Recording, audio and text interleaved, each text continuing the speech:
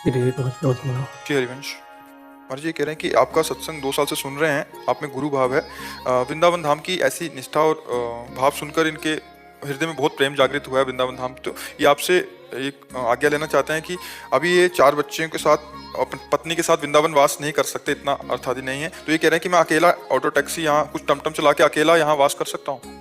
परिवार का पोषण, क्योंकि जब बच्चे हैं तो उनका पढ़ाना लिखाना, ब्याह बर करना, तो ये भी देखना है कि अगर वो कर्तव्य ना बना तो ये ठीक नहीं है। क्योंकि वो कर्तव्य, जैसे आपको माता पिता ने पढ़ा के पुष्ट किया, बड़ा किया, ऐसे आपका कर्तव्य है कि उन बच्चों को, अब अगर आप छोड़ के भागते हैं तो सोचो उनका क्या दोष। दोष तो आपका ही होगा।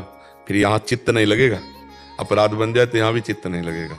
तो हमें लगता है कि अभी आते जाते रहो और कुछ संतान के लिए व्यवस्था करो, फिर आकर अखंड वास कर लो।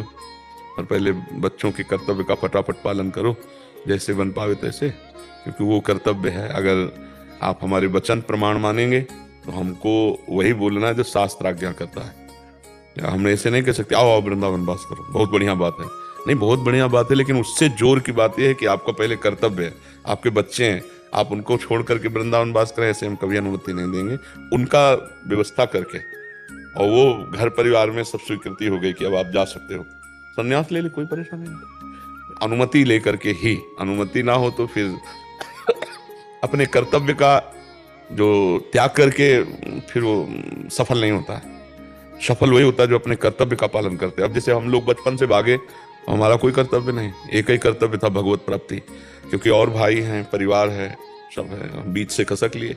भगवान ने तो बचपन से भागे। अब हमारा ना लड़का ना बच्चा, ना कोई कर्तव्य, ना कोई, रात दिन एक ही कर्तव्य, भजन, भगवान के मार्ग में बस चलना।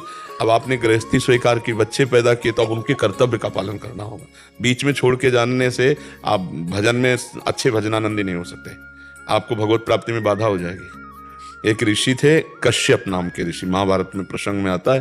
तो उनके बूढ़े माता पिता थे, आंखों से दिखता नहीं था, तो छोड़ दिए उनको और तपस्या के लिए गए। वो अकेले लड़के थे, बूढ़े माता पिता दिखता था नहीं, माता पिता को छोड़ दिया और तपस्या करने गए। तो एक दिन एक वृक्ष के नीचे बैठे थे, धूप के कारण छाया लेने के लिए। तो ऊपर से एक बगुली होती है, वो बैठ कर बीट कर दिया। तो उनको बहुत गुस्सा आया, ऐसे देखा तो बगुली जल के राख हो गई। उनको लगा कि हमारी तपस्या सिद्ध हो गई, हम बहुत। तो एक घर में गए तो नौवधू निकली, कहा महात्मा जी रुकिए, अभी लाती हूँ भिक्षा। अब उनको दरवाजे में रोकी, दूसरे दरवाजे से उसके पति आ गए, और वो पतिव्रता थी, पति को भगवान मानती थी। चरण धोए, पति को जलपान कराया, बैठा लाओ, का भगवान आपके दरवाजे पर अतिथि खड़े, भिक्षा दे आए। हाँ हाँ हाँ बिल्कुल जाइए। अब जब गए तो उनको अहंकार था ही तपस्या का, तो उन्होंने कहा इतना समय कैसे लगा दिया। तो उनका भगवान शांत शांत, हमारा धर्म है पहले पति का आदर करना, पति के घर में हो इसके लिए दूसरे नंबर पर आपका आतिथ्य सत्कार करना। तो उनका तुमने ऐसा वैसा महात्मा जान लिया क्या। तो उनका नहीं नहीं मुझे पता है, तुम उस वृक्ष की बगुली मत समझो कि तुम देखोगे भस्म हो जाओगी। तो उनको लगा ये घटना कौन जानता है, केवल अभी जानते थे। तो बोले आपको कैसे पता है। बोले मैं त्रिकालज्ञ हूँ, अपने पति को भगवान मानती हूँ और उनकी आराधना के प्रभाव से मैं पतिव्रता हूँ। त्रिकाल का ज्ञान है मुझे, भूत भविष्य वर्तमान तीनों काल का। अभी तुम बच्चे हो, तुम्हें अध्यात्म का ज्ञान नहीं है। जाओ अध्यात्म का ज्ञान प्राप्त करना हो तो कसाई पता बताया और कहा उनका नाम सदन कसाई, उनके पास जाओ, वो तुम्हें ज्ञान देंगे। महाभारत की कथा है। अब वो आश्चर्यचकित तो थे ही, उसकी बात मान करके वो उस स्थान पर गए तो वहां वो मांस काट के बेच रहे थे। कोई कहता है 1 किलो 2 किलो, तो ऐसे मांस काट के बेच रहे थे। वो ऊँट फड़क रहे थे, अर्थात नाम चल रहा था भगवान का। उन्होंने देखा इतने गंदे आदमी से बात करने के लिए भेजा, तो चल दिया। सोचने का रुको रुको, अमुक गांव की पतिव्रता ने भेजा है ना, बिना फोन के। पहले तो फोन था नहीं। तो उनका आप कैसे जान गए। बोले मैं त्रिकालज्ञ हूँ।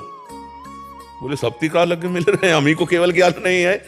बोले आपको तीनों काल का ज्ञान कैसे हुआ। बोले रुको, हम मांस सब जितना बेच लेते फिर आप चलते। तो मांस बेचा और गए। घर में बूढ़े माता पिता सिंहासन पर बैठे थे, उनको जाके साष्टांग प्रणाम किया और कहा मेरे कुल का धर्म है, इसलिए मैं मांस बेचता हूँ, खाता नहीं हूँ। रात दिन अपने माता पिता को भगवान मानकर उनकी सेवा करता हूँ और नाम जप करता हूँ। इसके प्रभाव से मुझे ज्ञान है। जैसे वो अपने पति को भगवान मानकर बचती है और नाम जप करती है, तो उसके प्रभाव से उसे त्रिकाल। मैं देख रहा हूँ तुम्हें कभी भी ये ज्ञान प्राप्त नहीं हो सकता। उनका क्यों। बोले तुम्हारे माता पिता अंधे हैं, तुम्हें जरूरत थी उनकी सेवा की, छोड़कर यहाँ तपस्या का ढोंग करोगे, कुछ हाथ नहीं लगना। जाओ पहले माता पिता का उद्धार करो जाकर के, उनका शरीर पूरा हो तब तपस्या करना। तो ऐसे ही शास्त्र आज्ञा करता है अपने अपने कर्तव्य। अब मान लो हमारा सत्संग सुन करके किसी का ब्याह हो गया हो और फिर वो वैराग्य उसको चढ़े कि भैया ये तो सब मिथ्या है, तो उस समय थोड़ी मिथ्या सोचा था जब पानी ग्रहण कर रहे थे। अब चुपचाप मन को मार कर उसके साथ रहो और भजन करो, अपने धर्म का पालन करे, है नहीं। अब जैसे वृंदावन की बात सुनी तो चलो वृंदावन सब छोड़ देते हैं, तो फिर पालन पोषण बच्चों का जो अधिकार है वो जरूर करना चाहिए। भगवान उसी के लिए अवतार भी लेते हैं, यही दृश्य दिखाने के लिए कि भगवान के लिए कोई कर्तव्य नहीं फिर भी अपने कर्तव्य का पालन करते हैं।